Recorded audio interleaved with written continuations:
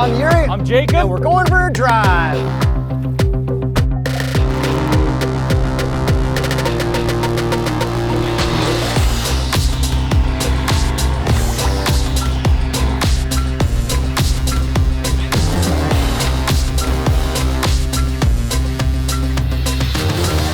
'23 Maserati Grecale Modena with no launch control.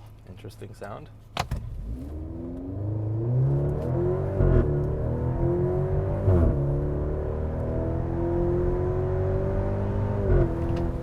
Nice little orchestra there.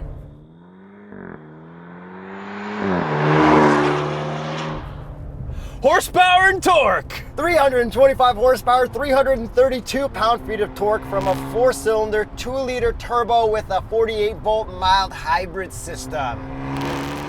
I want to talk about why this is better than any equivalent comparable BMW, Porsche, or Benz, and I'm going to prove myself right and you wrong in every single way. Okay, I'm going to actually start with the price, because this is $109,000. Wow. Canadian with the options. For a 4-cylinder. Yes. So then this competes price-wise with the Macan GTS, which is an old Macan turbo, Yep. X3M, and what a GLC 63 used to have cost, except that doesn't exist right now. Right, because it was a V8. Yeah, because those are all like 109, 110, and you can get a Alfa Romeo Stelvio Quadrifoglio for that price too. Okay. So even though the Trofeo would compete with those directly performance-wise, that one's like 145 Canadian. Which is way more. Yes, but Maserati is one of those brands that people get because it's cooler than having a Benz, a Macan, or a BMW, right? I agree. So, okay, I want to start with that. Although the price is a lot for a 4-cylinder. Yeah, so it still rips. Do you think it rips? It does.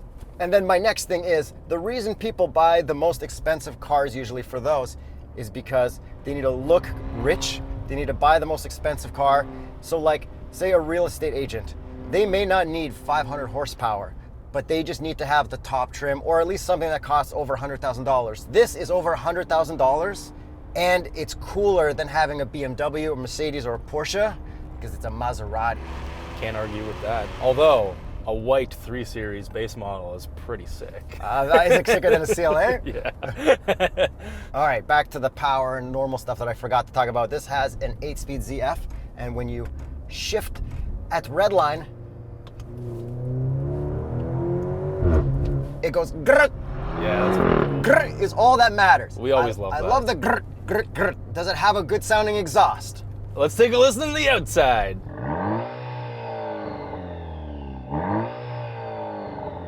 It's pretty okay. I would say it's actually really good for a 4-cylinder, but it's hard to say that it's good for a Maserati.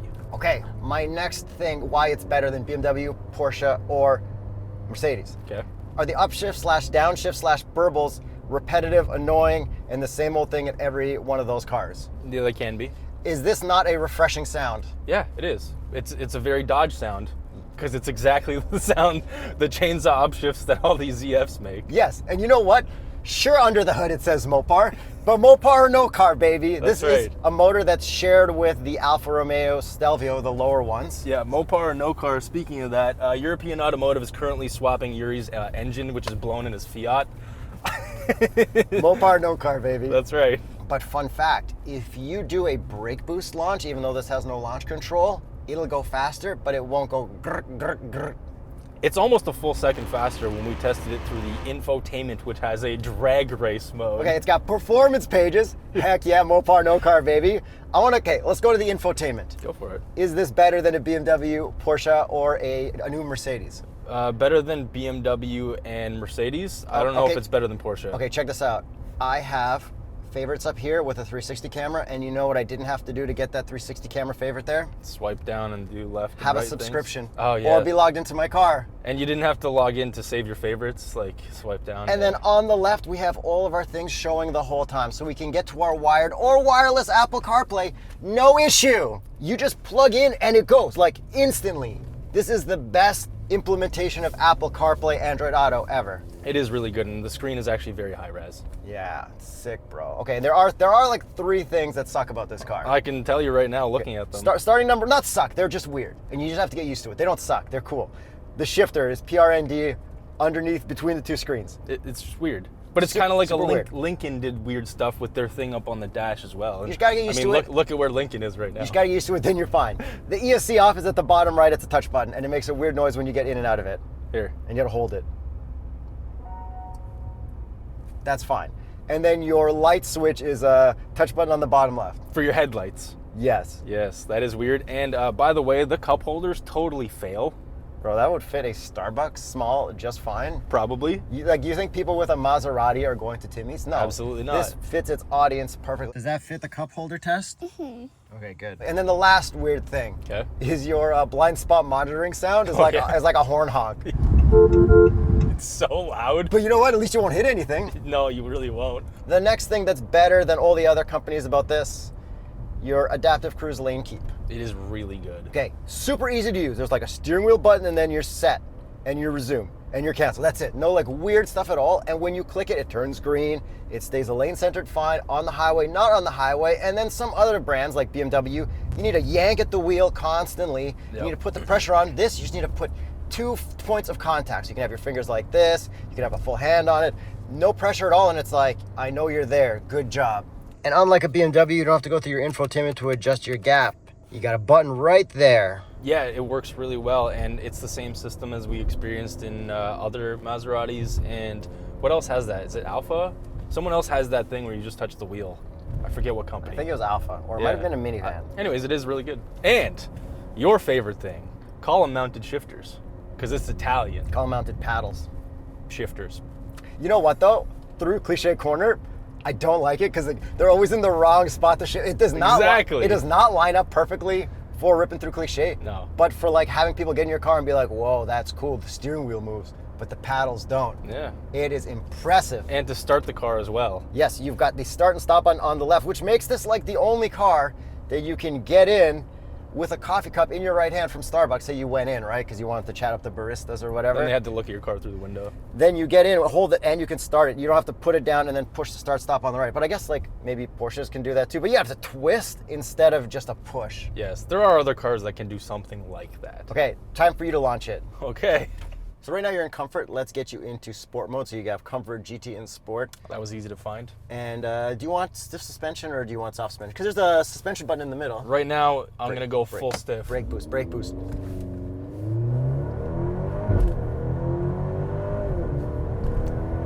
Like that feels faster. Yeah, I have to say that's a very satisfying launch. But no grr grr grr. Right. But you still felt the shift. Maserati, if you could pump in some grr grr grr. Yeah, that felt really good. No complaints about the actual feel of the powertrain. It doesn't feel weird or anything like that. It's just, it sucks knowing in my head that it's a 4-cylinder, but at the same time, I know every company is forced into these 4-cylinders. And the people who buy this aren't going to care. Manual mode, ESC1, Clichy corner, let's go. Okay, here we go. Downshift with my, wow. I do like the gauges though. Yeah. Okay, so I'll get to something that I hate about this right after, but the handling is actually pretty good. Yeah, there's a lot of body roll. Your paddle's in the wrong spot where your head is. Yeah, I can't upshift right at red line, yeah. It's not good for this specific corner. Yes, and I'm sure many others, but suspension and everything is actually pretty good other than a little bit of body roll, but again, this isn't like the full performance version. But what I do hate about this car, driving it the short time that I drove it, is the brake pedal. I can't get used to it. It gives me weird amounts of brake pressure and brake travel, I think because of the 48-volt mild hybrid. It has a slight bit of weird hybridiness to the pedal, and maybe I'm, like love blind with my drunk Maserati glasses. Yes. But in the city, it wasn't as bad as that C43 AMG with the braking and then the auto start stop that was too intrusive. This does a better job with it altogether. Yeah, see, to me, this is a deal breaker to me, and no pedal has been a real deal breaker to me other than But the this Trofeo didn't have any that. of that stuff, so yeah. Exactly. So before we talk about the gauge cluster, a couple things from the outside. Really cool wheels. Yes, very cool. But we do not have the air suspension option here, which would be in this blank touchscreen button, but we do have the sickest tires on here, the Cross Contact RX. Yes, shout out Continental for coming on this car from the factory. And on that suspension very quickly, it is a little bit stiff in the stiff mode, but then as soon as I press that button, it just dials it right back down into equivalent comfort mode, and it is lovely to drive. Like, I feel like a Maserati can't be a boat. It's got to be like sporty a little bit, no matter what. And this definitely is. And there's a GT below this. The Modena is the trim between that and the Trofeo, and then there's something I forget, electric version coming. Okay. You know what Modena means? No. Is it a place in Italy? It's a place in Italy, Okay, and that's where I think Enzo Ferrari was born, where their head offices are for this too. So they just call it that. Okay, that's cool. Yeah, and Grecale is a northeasternly Mediterranean wind or whatever. It's still cool. Sure, okay. And then other looks, a little less aggressive than the Trofeo, but still very good looking. Like, I don't really like dark gray paint. Yes. But it suits this, especially with the red interior. Like, I see it parked out in front of like everywhere I've been visiting all week, and I think it looks great. Yeah, the only real issue I have with the general looks of this car is the headlights. They like just look a little bit too small. They like don't fit the entire body of the car. That's it. I can see why you don't like it. But like that's the corporate face for kind of everything now. Like even the new Gran Turismo sort of got a version of these. Yeah, and then the new MC20, MC3, all that yeah, stuff. yeah. And then taillights, pretty standard, same as like the Trofeo. Yeah. Exhaust tips, double dual, pretty sick. Considering it's a 4-cylinder, pretty good. Yeah, it's good. Yeah. Do you have any problems with the looks besides that? No. Good. A little aggressive Maserati I know. here. I even had like the MC20 was supposed to come to us. It got canceled, and I still love Maserati. I don't know why, man. I mean, I really want to use Gran Turismo, but everyone tells me not to get one. So if the guy who services our cars at European Automotive tells me not to get one, I'm not going to get one. Look, buy a Maserati on tsb.truecar.com, lease it, and warranty. I can't talk about warranty stuff long term, okay? I get it. You like the Maserati? Can I buy myself a Maserati? Buy a Maserati on TuxMat. Yeah, I'll buy a Maserati on TrueCar. Whatever. I think you know what gave Maserati the worst rap? Probably Doug. Is that one dude with his friggin' little tube of toothpaste, and then now everyone hates Maserati. But like, this is straight up like a sick car, eh? Yeah, can you stick a thing of toothpaste? I think you can actually fit one right here. Oh my God, you probably fit that in like anything. Like I don't know, Bugatti. man. I'm looking at this right now. Leave me alone. All right, had to get my own toothpaste and prove all the haters wrong. Let me show you right there. Nope, it won't fit. Sorry, haters. So now moving on to this interior, the gauge cluster changes with your modes. You hate that you lose kind of a lot of the numbers when you're not in the sport mode. Yeah, it's elegant, but I don't like it. How nice is it that it's so simplified compared to like a cluttery BMW one, right? Very nice, because this is you're getting essentially like an analog tach and an analog speedometer, but they're digital. And then Mercedes is clutter central as well. And then the 25 is going to have that tall infotainment, which is also super confusing. And then changing up your stuff, you can change the way it looks. You can make it so it's simplified. You won't even have a red line. You can just bang off the limiter if you turn everything off. They made it very simple. And then like say you want your G-forces, your compass, all that stuff right there, and you can see your distribution and your 48-volt system, what it's doing. It's a very good Stellantis system. Okay, the infotainment's nice too, right? Any real issues? The climate's the takes climate a second. It takes several seconds, especially when you're driving. There's a lot going on. Looking at this from my distance, just seeing this many buttons and they're all touch. I'm going to drag one of the other Germans, Audi. A little anxious. Is this not very similar to the two-screen Audi stuff? It is, but that one's just well laid out. Like this has too much stuff. They'll and just it's take you small. it has ventilated seats and No, heated but seats and heat steering wheel. Oh, it's the too actual much. things while driving is like Everything is tricky while driving if it's touch. Audi's better. Okay, yo, hit me with a grr, grr, but don't be full throttle so that the grr lasts longer. Later. It's pretty sweet, eh? The grr, Yeah, grr. it's Would good. you rather I like have it. that or like fake pumped in backfires all attached like in a BMW? Every time you want to hear a good exhaust, you need to have it pumped in. Like there's nothing pumped in. Yeah. And it just sounds good out the back. It is good. So I never argued with you on that. I'm trying to prove my point. I know you are. You're trying real hard. I am. Okay, what's next? Visors. Okay. Have you tested this before? Yeah. Okay. 3, 2, 1. Full pass. Just good like a job. Dodge Charger. There's no extension like a Charger though. Okay, back to this interior. The red is nice. This exposed carbon fiber stuff looks amazing. Looks like a cheese grater. Yeah, a cheese grater, but in a good way. And you know what would match this cheese grater style, very exposed carbon fiber? Actually, it would probably bring this interior up a level, Yuri. A set of TuxMat. Go to TuxMat.com/TheStraightPipes to see what they have for your car. Okay, now another thing. The seats. Are you not comfortable? I'm very comfortable. Firm but comfortable. It's not couchy. Exactly, but they're like, when I say firm and not comfortable, I think of the CX-5 seats. These are firm but very comfortable. Okay, and then the back seat, you got a ton of room back there. Yeah, tons of room for myself at 6'1.5". And I think that's why it's nice to have that compared to like an X3 or a Macan. Okay, we got the Gardena hose reel box test. Let's see how many Gardena hose reels we can fit into the Maserati. 9 Gardena hose reels in the Maserati.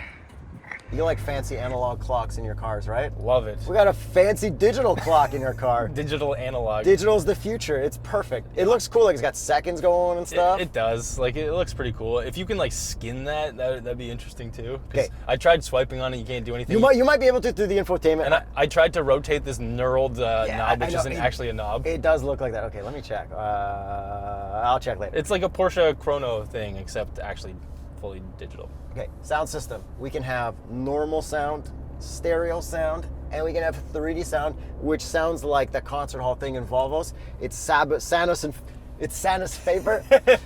It's Santa's favor, which was in the last Trofeo, which I still don't know anything about. Sure. But it does sound good. I did like it, and I had to turn off the 3D sound on podcasts.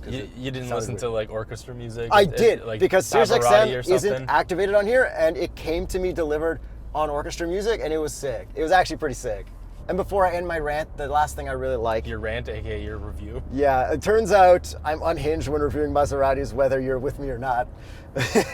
When you exit the car, you have a push to exit, and it is not weird at all. There are a lot of cars with weird door handles. Yeah, it's a fully electronic exit, just like our C6 Z06. Exactly. Okay, I think that's it with my unhinged review. Is there anything from those other brands that you think is better than this after I've gone over everything? Let's get to the price. No, we already got the price. Is there anything better? Like, is there any features from BMW, Porsche, or Mercedes that you like better besides probably Porsche Macan handling and power? I would straight up take a Porsche Macan GTS over this, no question. You would? Yeah, no question. Okay, but say you were a person who didn't need the fastest version and you wanted something cool, but you needed to pay at least $100,000 so you didn't look poor. I mean, there's a Macan S as well. Yeah, but Macan S isn't as cool as a Maserati. It's not. No, it's not. I also really like the BMW X3M, which would compete with this in terms of price. Okay, so the X3M is getting refreshed in 2024. So the 23 still has the 1 to 8 favorites. So right now, perfect. There are a lot of good reasons to get the 23 BMW X3M. Go to tsp.truecar.com. 2024, when we get to the new stuff, the spy shots are out. I don't know about that. Yeah, I agree with you because it's getting iDrive 8 or 8.5 or whatever. And then right now you can only get a GLC 43 or a GLC 300. The GLC 63 is going to come out in 25 with like 600 or 700 horsepower off like a 2-liter super hybrid, whatever.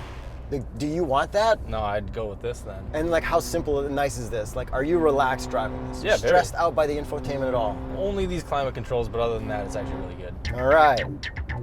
And the review. See you guys with the next video.